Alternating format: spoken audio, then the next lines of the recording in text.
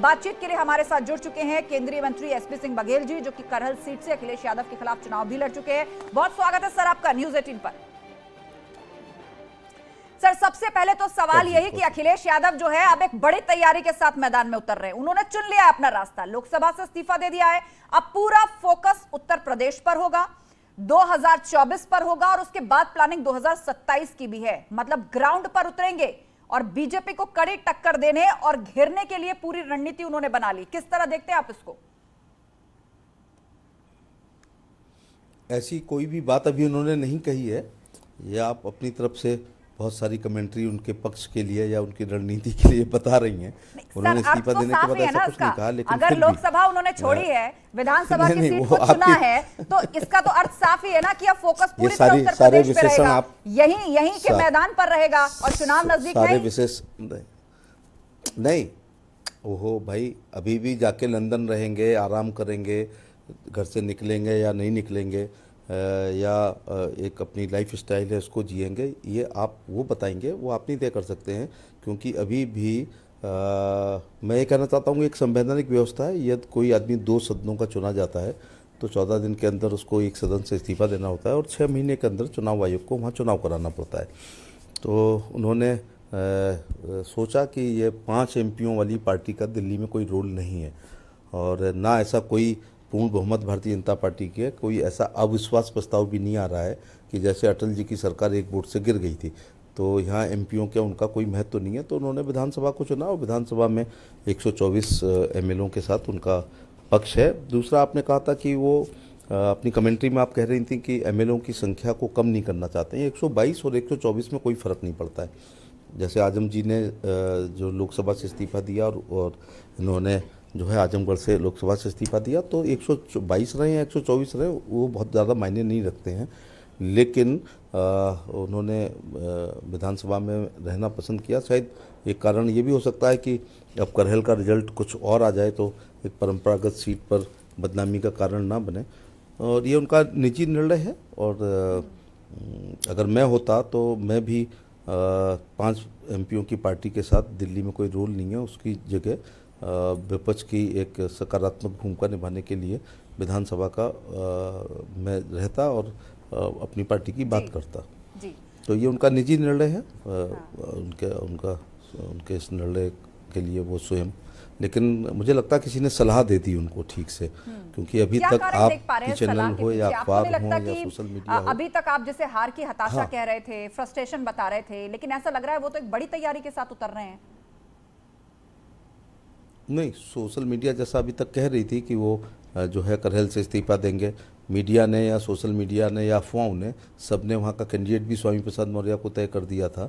मुझे लगता है किसी ने सलाह दी होगी कि दिल्ली में क्षेत्रीय दलों का कोई रोल नहीं है, माने इस क्षेत्रीय दल का, और संख्या पर तो लखनऊ में वो एक सकारात्मक विपक्षी भूमिका निभा सकते हैं। मैं यही कहना चाहूँगा कि राजनीति में जब कोई रहता है तो हर इलेक्शन आते ही रहते हैं। अभी एमएलसी के चुनाव हो रहे हैं, आज नॉमिनेशन कल हो चुका है सब। उसके बाद जैसे ही ये ख़त्म होगा, नगर निगम, नगर पंचायत, नगर पालिका के परिषद के चुनाव हमारे सामने होंगे, और वो जैसे ही ख़त्म होंगे एमपी के इलेक्शन के मोड में आ जाएंगे। तो इलेक्शन लड़ना राजनीतिक दलों का, चूंकि अपने यहाँ एमएलए का होता है, एमपी का होता है, राज्यसभा का होता है, विधानसभा का होता है, विधान परिषद का होता है, नगर निगम का होता है, और उसके बाद लोकसभा इलेक्शन भी दूर नहीं है, 2024 भी ज्यादा दूर नहीं है, मात्र 2 साल का वक्त ही बीच में है। और इस सबको उससे भी जोड़कर देखा जा रहा है कि अगर उत्तर प्रदेश में रहेंगे, पूरी तरह सड़क से लेकर संसद तक किसी बड़े मुद्दे को अगर सरकार के खिलाफ खड़े करने में कामयाब रहे, तो क्या 2024 में भाजपा को घेर सकते हैं अखिलेश यादव? नहीं, सड़क से संसद, एक तो शब्द में आप अपना संशोधन करिएगा कि अब वो संसद नहीं जा रहे हैं, विधानसभा जा रहे हैं। अगर वो लोकसभा में रहते तब ये कहा जाता कि सड़क से लेकिन लड़ाई संसद के लिए होगी 2024 में, अब वो सड़क से विधानसभा कहिए, लेकिन आप शब्द इस्तेमाल करिएगा, क्योंकि अब वो संसद की लड़ाई नहीं लड़ पाएंगे, संसद में क्वेश्चन नहीं उठा पाएंगे, संसद में धरना नहीं दे पाएंगे, संसद की बेल में नहीं जा पाएंगे। अब वो विधानसभा से सड़क कह सकते हैं, सड़क से लेके विधानसभा की मुद्दों को उठाएंगे। तो ये उनका अपना निर्णय है, उन्होंने जो किया कुछ सोच समझ के ही किया होगा। सर, कार्यकर्ता सपा के काफी उत्साहित हैं और अब ये भी कहा जा रहा है कि विधानसभा के भीतर जब अखिलेश यादव नेता प्रतिपक्ष के रूप में होंगे, आजम खान वो चाहे जिस भी तरह के बयान दे, लेकिन उनका वोट बैंक उनके साथ खड़ा रहता है और उनकी बातों का समर्थन भी करता है। तो कार्यकर्ताओं में एक अलग उत्साह, उनका मॉरल बूस्ट भी होगा। तो अब विधानसभा में सीधे मुख्यमंत्री योगी आदित्यनाथ और सामने अखिलेश यादव होंगे। जी जी जी। आजम खां का जहाँ तक मेरे को पता है शायद अभी जेल में ही निरुद्ध हैं और संभवतः कुछ मुकदमों में बेल हुई है, कुछ में नहीं हुई है, तो वो एक अलग इशू है। लेकिन एक मजबूत विपक्ष भी डेमोक्रेसी के लिए बहुत अच्छा होता है। तो स्वागत है उनका उत्तर प्रदेश की विधानसभा में, और हमारे पास भी बहुत अच्छा 274 का पूर्ण बहुमत है, एक बड़ी लीडरशिप है। मुख्यमंत्री जी को अभी तक 5 बार लोकसभा का अनुभव था। अब उत्तर प्रदेश की एक अच्छी सरकार, गुड गवर्नेंस चलाने का भी उनके पास अनुभव है, और सेकेंड टर्म में निश्चित तौर से वो एक बहुत अच्छी पारी खेलेंगे, जिसमें लॉ एंड ऑर्डर जिसके लिए वो जाने गए हैं उसको भी मेंटेन रखेंगे। साथ में लोक कल्याणकारी योजनाएं भी राज्य की तरफ से चलेंगी। तो केंद्र सरकार की गरीब कल्याणकारी योजनाएं, राज्य सरकार की योजनाएं और माननीय मुख्यमंत्री जी का ये लॉ एंड ऑर्डर जो है उनका बुलडोजर के रूप में जो एक नई उपाधि उनको प्राप्त हुई है। और उसके अलावा मुझे लगता है कि हम लोग भी जीत की खुमारी से अब बाहर हो गए हैं। शपथ के बाद 4-5 दिन बाद फिर एक नॉर्मलिटी आ जाएगी। तो फिर बूथ अध्यक्ष से लेके उत्तर प्रदेश के संगठन मंत्री श्री सुनील बंसल जी होते हुए, प्रदेश अध्यक्ष होते हुए, राष्ट्रीय अध्यक्ष जो अपनी परिश्रम की पराकाष्ठा 24 तक करेंगे, उससे जो पसीना निकलेगा उससे पुनः एक बार मोदी जी के नेतृत्व में उनकी कल्याणकारी योजनाओं को लेकर के हम लोग उत्तर प्रदेश में और देश में कमल खिलाएंगे और एक पूर्ण बहुमत की सरकार 2024 में मोदी जी के नेतृत्व में पुनः बनाएंगे। जी बिल्कुल, और काफी आशान्वित हैं आप इस बात को लेकर। 2022 में रिपीट किया है भाजपा ने, निश्चित रूप से एक इतिहास बना है। तमाम मिथकों को तोड़ते हुए योगी आदित्यनाथ एक बार फिर से मुख्यमंत्री बनने जा रहे हैं। लेकिन जब हार के लिए आत्ममंथन किया गया, हार के कारण तलाशे गए, तो जानकारों ने यह भी माना सपा के लिए कि सांसद बनने के बाद अखिलेश यादव कहीं ना कहीं दिल्ली ज्यादा टाइम स्पेंड कर रहे थे, यूपी की राजनीति से थोड़ा दूर हो गए थे, और यही वजह है कि बहुत ज्यादा ग्राउंड पर बहुत पहले से पकड़ नहीं बना सके।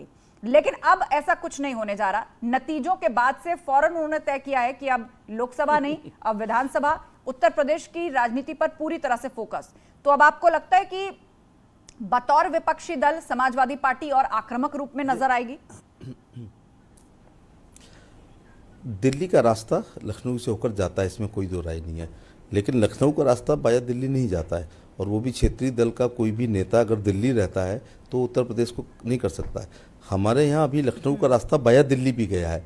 केंद्र सरकार की कल्याणकारी योजनाएं, मोदी जी का प्रभावशाली व्यक्तित्व, उनका कृतित्व, उनकी मेहनत, उनकी तमाम सारी रैलियाँ, और जहाँ प्रधानमंत्री नहीं पहुँच पाए तो मैंने देखा कि तीसरे घर पर प्रधानमंत्री खड़े मिले, चाहे वो 12 रुपये के बीमे के लाभार्थी के रूप में, 330 के लाभार्थी के रूप में, अथवा शौचालय बन रहा है किसी लाभार्थी का, अथवा आवास बन रहा है, अथवा मैं थाली में जब किसी को दाल चावल खाते हुए या रोटी सब्जी खाते हुए देखता था, तो फिर 19 महीने से जो 5 किलो गेहूं और चावल निःशुल्क प्रति व्यक्ति प्रति यूनिट मिल रहा था, उस रूप में हम लोग देख रहे थे।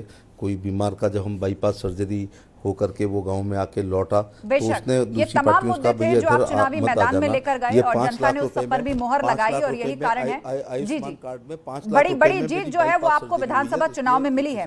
लेकिन सर, जाते जाते एक सवाल यही कि क्या आप समाजवादी पार्टी को किसी बड़ी चुनौती के रूप में या एक ऐसे विपक्ष के रूप में जो मुश्किलें खड़ी कर सके, जो बड़े मुद्दे आपके सामने रख सके, उस तौर पर नहीं देख रहे हैं? क्योंकि आप अपने अंदाजे बयां के लिए भी मशहूर हैं, शेर और शायरी, कविताएं आप करते हैं, तो जाते जाते इस सियासी माहौल या इस सियासी फैसले पर आप अपने अंदाज में कुछ कहना चाहें? अच्छा आस्था जी, मैं एक बात और बता दूं कि मेरे पास कोई डिप्लोमेटिक शब्द नहीं होते हैं। मैं जो बेडरूम में बातें करता हूं वही ड्राइंग रूम में करता हूं, वही मंच पर करता हूं, वही इतनी बड़ी चैनल के कैमरे के सामने कर रहा हूं जब पूरा देश सुन रहा है। मैं केवल ये कहना चाहूँगा इसमें कि हमारे लिए लोकसभा का चुनाव यकीनन 2019 में बहुत कठिन था, क्योंकि सपा बसपा गठबंधन का ये चुनाव था और 2 बड़ी पार्टियां थी। इसमें बहुजन समाज पार्टी वो पार्टी है जो 4 बार सरकार बनाई और 1 बार पूर्ण बहुमत की 2007 में स्वयं ने बनाई।